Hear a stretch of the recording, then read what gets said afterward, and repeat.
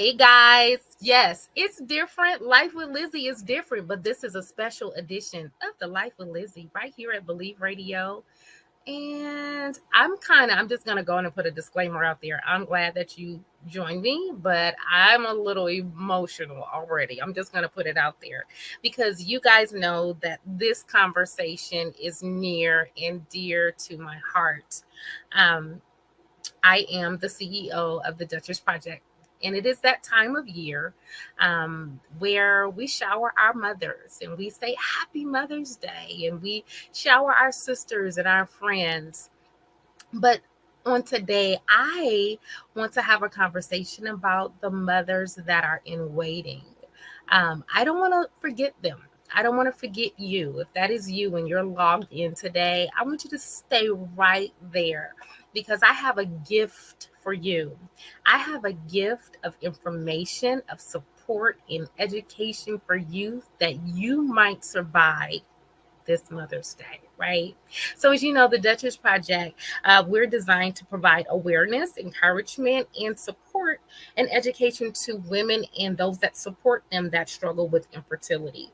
So, you may be asking, Liz, why the discussion and why now? Well, why not now? There's always a time to discuss reproductive health and the things that happen and the things that are happening and how do I get support and what do I do? You may be finding out just this week that you may need some assistance.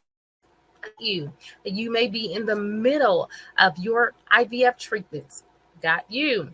And you may say, maybe I need to try adoption or something else. Got you too. Nevertheless, the Duchess Project is here. I am just excited that you'll be able to take away the strength. You'll be able to walk away with support.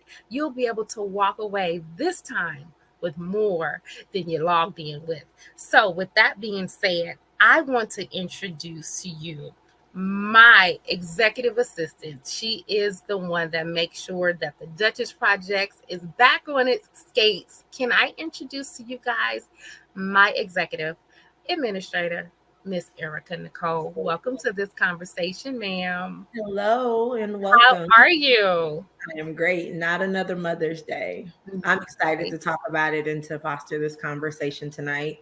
While I may never have experienced it, but with our work and what we do at the Duchess Project, we see it all the time. Right. So I'm ready to dive into the conversation. I brought some friends, though. I'm so glad you brought some friends, right? I did.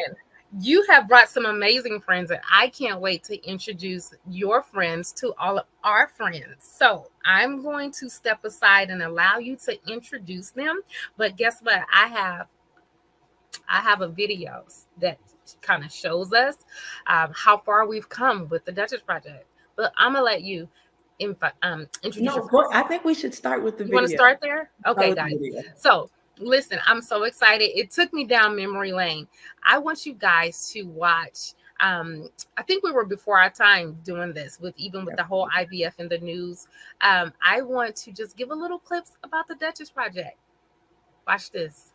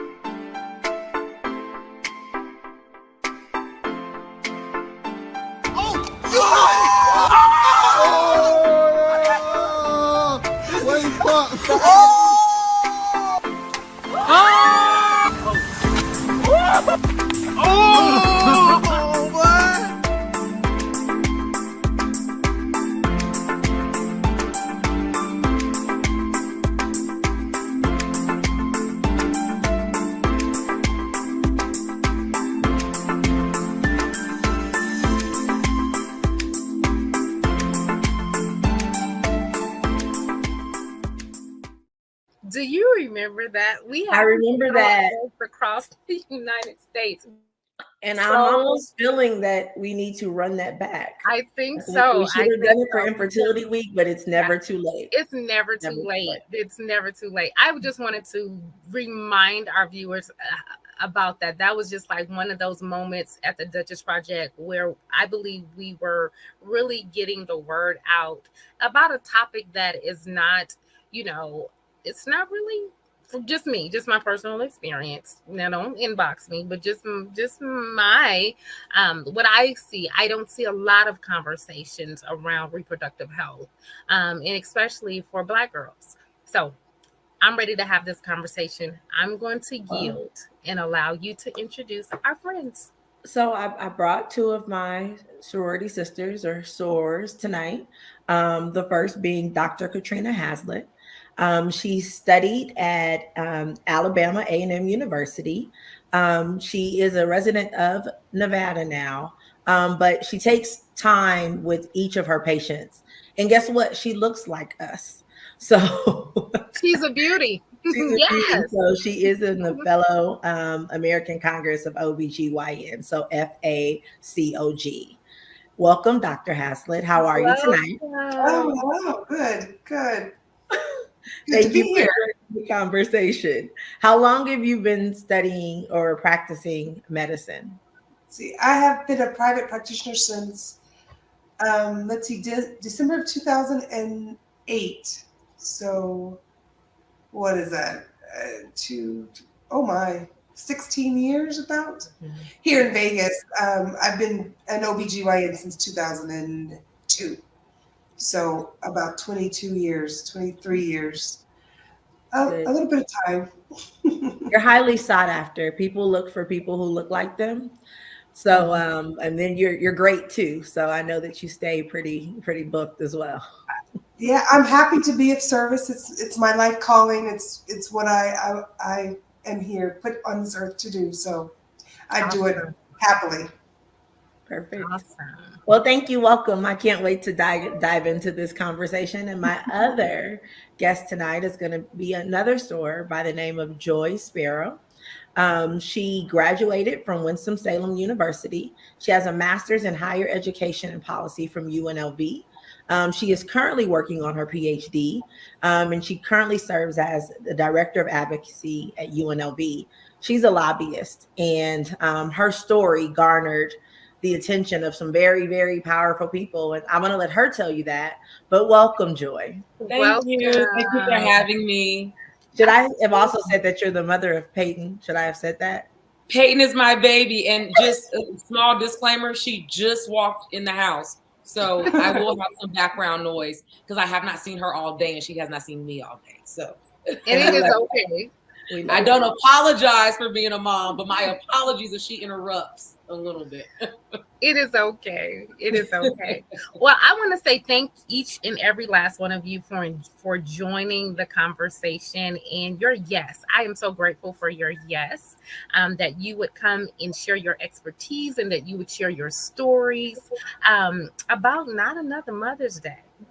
So, with that being said, Erica, could you please, ma'am, guide us in this conversation? I'm going to yield. Let's dig in. Let's dig in. So obviously, Joy, Yes. tell us a little bit. It seems like Joy, you seem to be, and this is just I'm doing this for the viewers, right? While I may know you, you seem to be pretty relatively young.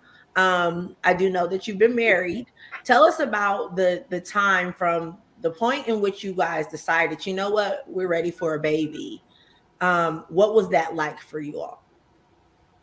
The moment that we decided we were ready for a baby, that was very early on in marriage. So I went 26 years with all four of my grandparents, and my grandmother actually passed away on Christmas Day of 2019. At that time, my husband and I had only been married for 3 months. So there was this realization of we don't want to prolong having children. We want our children to be able to benefit from being around family, and I just didn't want to wait too long. So we started actively trying to conceive at that time. And then the pandemic happened, right? Because she passed away in 2019. So 2020, the pandemic happens, and I just knew because of all the extra time on our hands, we were going to get pregnant. Right. It did not happen that way at all. We had been trying and nothing was going on. But also because it was the pandemic, a situation like mine was not a priority to doctors. And I understand, right? Folks are dying because of a pandemic. So I understand that the girl who can't conceive is not really a big deal to the healthcare system at the time. But because of my age and because of the amount of time, if you see once you're at a certain age, if you're trying for 6 months, then they say go in and seek help. If you're trying for a year, go in and seek help. So because I was in my 30s, because we had been actively trying for 6 months, it was time to go and talk to someone. And then during that time, did you feel the pressure? Like, everybody's like, oh, you guys are married, especially in our culture, when y'all having a baby, did you feel that pressure? Absolutely, because of folks' invasive questions and because of their random investment in the personal life of myself and my husband, it did feel it. And it felt. I love it. I love it. Yeah, very people ask intrusive, very inappropriate and very invasive questions that will make you think they assume they have license and autonomy over the decisions that you make. So because of that, it felt like a lot of pressure. As soon as we got married, folks said, oh, y'all better hurry up and have kids. Nobody ever said hurry up and finish your PhD. They definitely said hurry up and have kids though. Right. So yes, pressure from everyone. And it wasn't until I started being more vocal about my story that I began to educate people more on what's appropriate to ask and what's not appropriate to ask. Right. And at the end of the day, if it's not your ovaries, it's probably not a question that you should ask.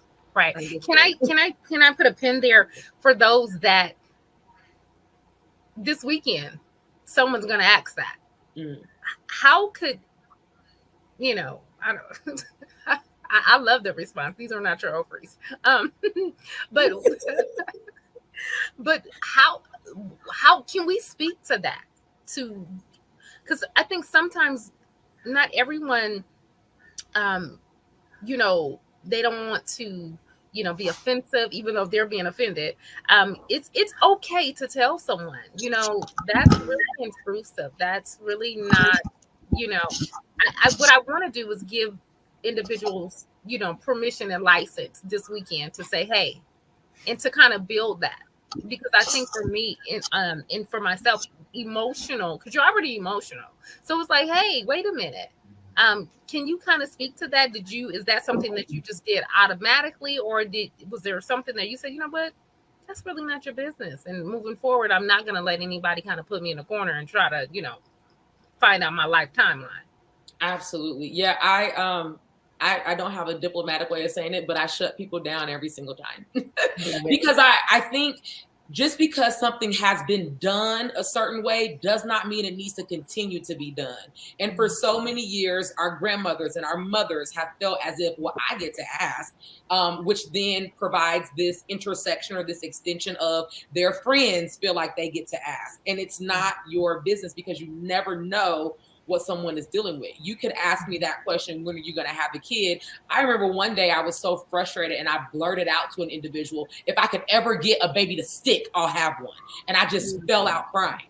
And I did not sugarcoat it because that's how I felt.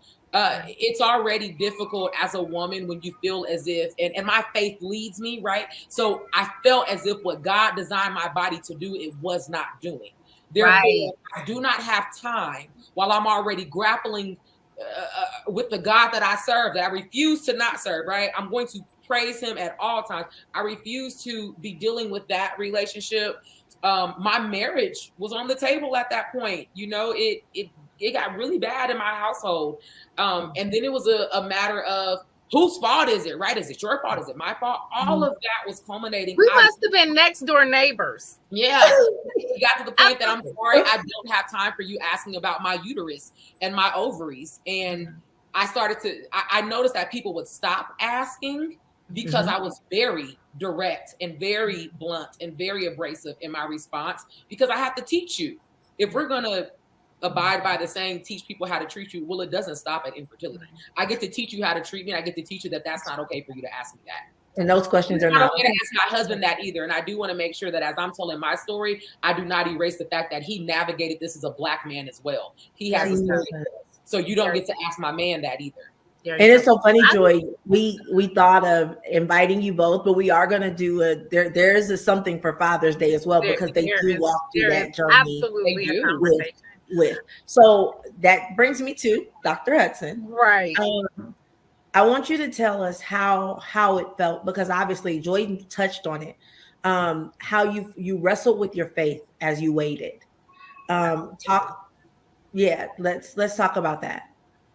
Um, because I mean, not only do you wrestle with your faith, I wrestle with my faith. I wrestle with my my biological capacity. Like, I mean, as kids, you were bought a Cabbage Patch. You know, you were bought a stroller for a toy. I've been a mom all my life. I mean, under the Christmas tree is baby dolls. You know, remember the Cabbage Patch? It came with a birth certificate. Child, you couldn't tell me I wasn't that baby's mama. You know, so you've been a mother all your life, and you know, like Joy, got married, and you know, I mean, on the way out the church into the hot limousine, y'all come back pregnant. You know, it's like, okay, you know. And then as time goes by, it doesn't happen. So not only am I'm gasping for air, but I'm also saying, okay, God, what is this? Like, out of all the people, me? Like, what is that about? And so, like Joy, I understand that my faith is on the line, and for me, I serve in you know, in our Black church. You know, oh, she's the first lady, she's the pastor's wife, and everything's perfect, and there's this image, you know, that people, that you don't even want, but people put on you, that it has to be perfect, it has to be this, and it has to be that, and you have no idea that behind our closed doors we are struggling. And I understand when Sarah said, "Hey, go lay with Hagar." I said it. I was like, "Why don't we just get a divorce? And why don't you just, you know, why don't you just you?" Because you can see the pain. Because I tell people, this is not just my story. This is our story, right? Mm-hmm. And although when we talk about infertility or fertility issues, you know, the sympathy and all of that goes to the woman, but there's a whole man over here that's still struggling with his feelings, and he's trying to get through it, because they're having the conversations in the barbershops, they're having the conversations at the car shows, you know, they're having these things, and it's like, hey, you know, what's up, guys? And so for me, after, you know, a couple of years, it's like, okay. And then by year 5, and then by year 6, I'm like, what is happening? And I'm like, Joy, I'm refusing to give up on my faith, but I gotta lean in to find out what is really happening. And it took me having a physician like Dr. Haslett that says, okay, let's stop and let's look at what's really going on, because we're just shooting darts. And what I will say is, you know, and it's funny because Joy is the child of she's a PK. You are the first lady. And a lot of times when it comes to faith, we do this with mental health. And I know that we do this with, you know, you can't just go to the altar, have somebody lay hands on you. And I'm not saying that God isn't a miracle worker. No. But at some point, we do have to reach out for professionals. So, Joy, you talked about how he provided that for us, right? He blessed some to be teachers, some to be preachers, some to be and some to be doctors. So you have to remember that God is on time, God. So a lot of these things that we take into our "it's my faith," that's not really from God. That's from our social mores and upbringing. God does, he has a path for you, and it will happen for you if it's supposed to happen for you, when he deems it necessary to happen for you. But we have a long 100-year history of someone else's ideas for what we have, and we have to search them to figure out what is really for us. It's already a difficult journey if that is what you yearn for in your soul and in your heart, right? But God gives us what he gives us, what he intends for us himself. And we have to weed through everybody else's baggage to get there. And that makes the journey so much difficult in so many arenas of our life. And I wish that we could take that weight off of us to begin with. Because when a woman comes to me and says, I can't get pregnant, she already has her path, her feelings, her this and that. She doesn't need everybody else's, right? She doesn't. She just needs to keep that clean path between her partner, and her God. But that's not where we live. That's not how we. At what point? I know Joy touched on, you know, the scales. And the timelines and age, you know, I imagine it being kind of like a BMI, like, you know what I mean? Like a BMI scale or timeline, right? At what point would you tell a family or, you know, that is trying to conceive and haven't been able to be successful to have the conversation with you? So for the African American community, the most important thing is not just when you're ready to have children. You should be going, you should have a physician, and I am biased, I'm an OBGYN. So at the very least, you should have a gynecologist that you have been seeing since you were 21 on a regular basis. And that way you already know if you're diabetic, if you're hypertensive, if you have PCOS, if you don't have regular periods, you already have that history of knowing whether or not you have these things that you have to work on. And then if you don't have any of these diagnoses, it's the sixth after technically it's 35 years old. I kind of will put that closer to 30 just because I see more and more people coming in. But less than 35, if you've been trying for 1 year, and that means directed trying. Trying, that means having sex when you are ovulating, not just every day or every weekend or any time of day. Because if a woman is not ovulating, she cannot get pregnant. And you can have sex 100 times in a day, but if you're not ovulating and releasing that egg, then you're not going to get pregnant. So you have to have directed trying for a year under 35 and 6 months over 35. But it's very important to make sure your basic health, nutritionally, right? I know a lot of people like to do different fads. Some people like to go to boot camps and work out too much. Like it's a real balance between working out and eating. You have to know your blood pressures have to be normalized. If you're diabetic, your blood sugars have to be normalized. And all of this impacts whether you're ovulating and you can get pregnant on the woman's side and if you can carry that pregnancy. Right. So your health will have an impact through actually having a positive pregnancy test and delivering a healthy baby at term. Mhm. So Joy, talk to us. Oh, you want to go ahead? Yeah. I think before we fast forward, I want to kind of piggyback on my doctor and my faith, right? Mhm. Because for me, and I think I think that was an amazing, that's so good, Dr. Hazlitt. But I think God gives us people like you, right? Because sometimes we'll say, oh, in God's timing, but we'll also miss the time if we don't go to the doctor. Because I heard people tell me, oh, in God's timing, but I had no idea that when I got to the doctor was like, listen, if you would have waited any longer, you would have missed your window, right? Mhm. So there's a fine line between my faith, because I can believe God for anything, but he gives me doctors, right? And so for me, it was a combination of it for both of them. It was the timing of God, and then it was my faith in God, and then I had a physician that said, you know what, I'm gonna believe this with you, and we're getting ready to we're gonna have a baby. And so I think that's amazing. And that when you get a physician and that you have a physician that first of all hears you, because sometimes we go to physicians and not you, Dr. Hasley, but not everyone is listening to us, right?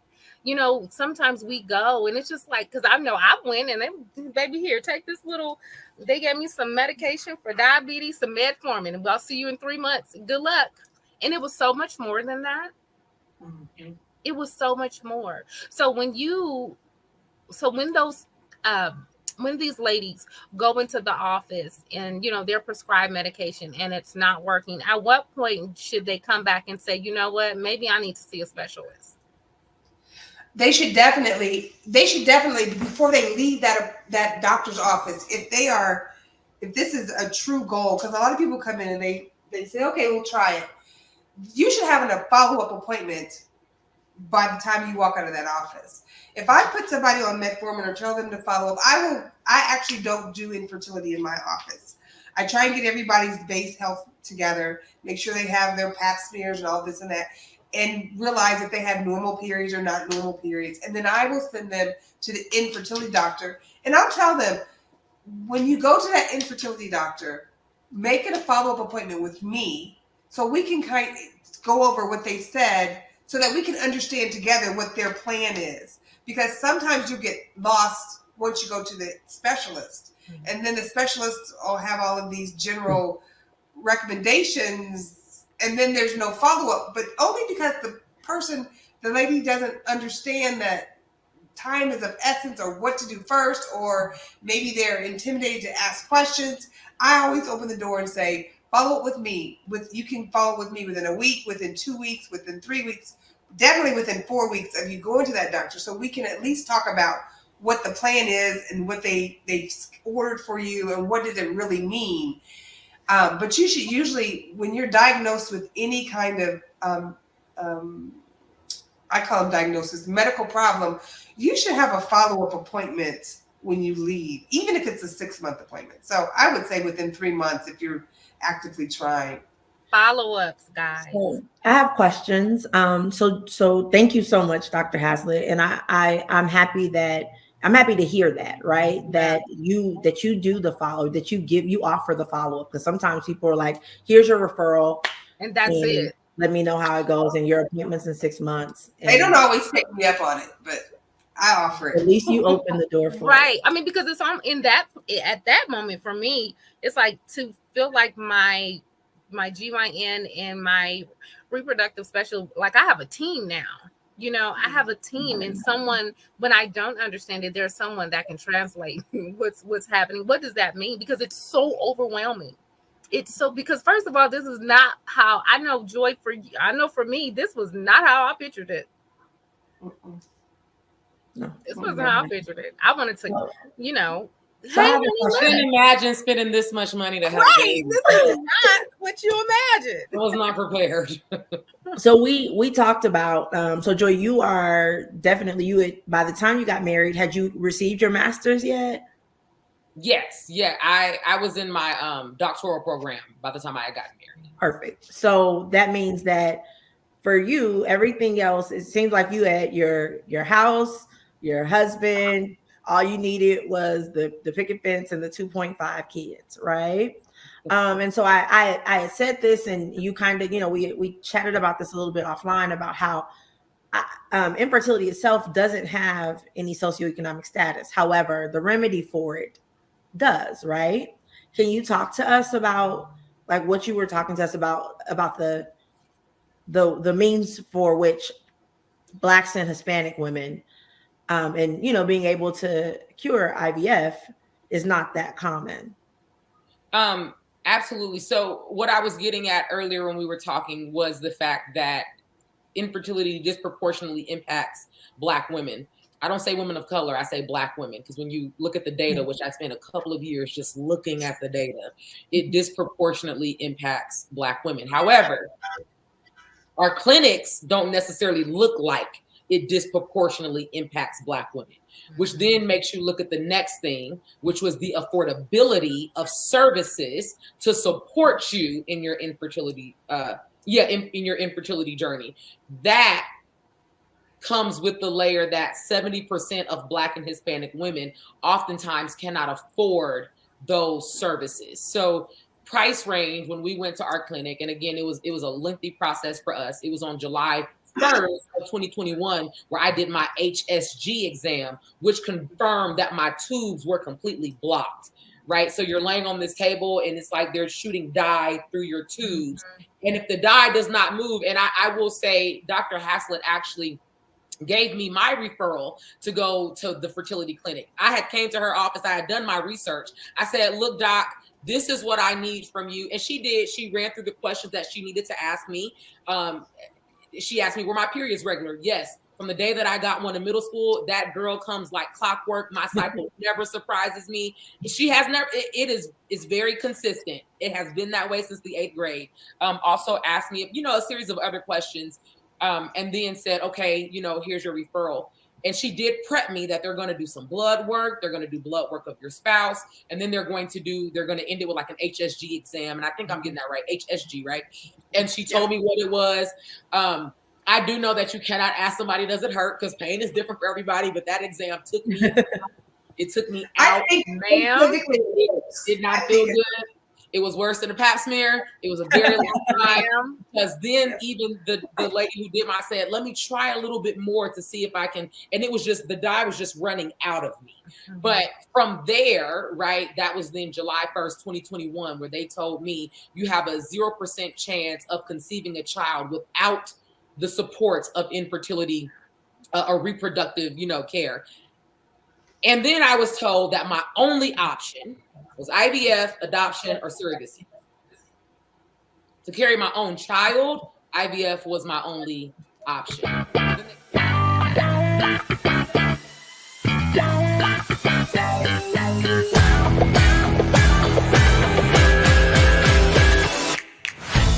To do it naturally, you have less of a chance if you haven't been able to, and it costs more, but the hormones are kind of wicked. But pregnancy hormones naturally are kind of wicked anyway. So I just wanted to make sure everybody understood that when you go to an infertility doctor, they do have a reason for what they're doing. It's a cost to it, but usually there's a reason. Try this or this or this or this because of this, that, and the other. The HSG, hysterosalpingogram, is where you shoot the dye in, and sometimes that can blow open your tubes.